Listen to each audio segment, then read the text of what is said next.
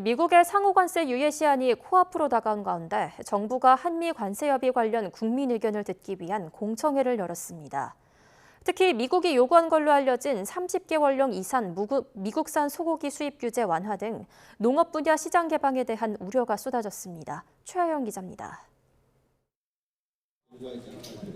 미국의 상호 관세 유예 시한을 일주일 남짓 남기고 본격적으로 관세 협의에 착수한 정부가 대국민 의견 수렴에 나섰습니다.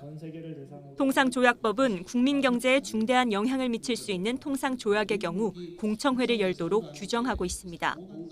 각 분야 전문가와 이해관계자 등이 참석한 가운데 가장 먼저 언급된 건 미국산 소고기 등 농업시장 개방에 대한 우려였습니다. 앞서 미국 측은 30개월령 이상 미국산 소고기 수입 규제 완화 등 비관세 장벽을 낮춰달라고 요구한 것으로 알려졌습니다. 국내 소비자들의 방역병에 관한 우려 때문에 오히려 현재의 수출마저 미국에 대한 수출마저 줄어들 소지가 있다.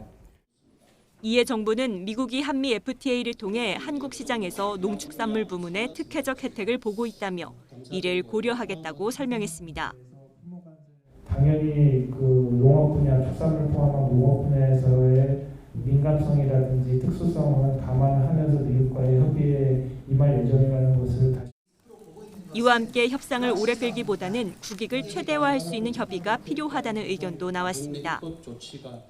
지나치게 지연 작전으로 가는 것은 앞서 말씀드린 한국 무역업계 수출 기업들의 애로와 피해를 고려했을 때에 적절치 않은 것 같고요.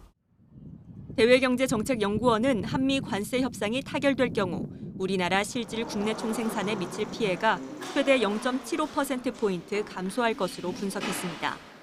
미국과 3차 기술 협의를 마친 정부는 미국의 요구가 윤곽을 드러내고 있다며 수용 가능한 부분이 있는지 살피고 있습니다. 아울러 미국 측은 우리 측의 제안에 따라 상호 관세 외에도 자동차 등 품목 관세까지 조정 가능성을 내비친 것으로 전해졌습니다.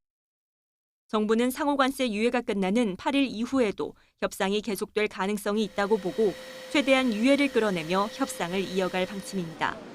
YTN 최하영입니다.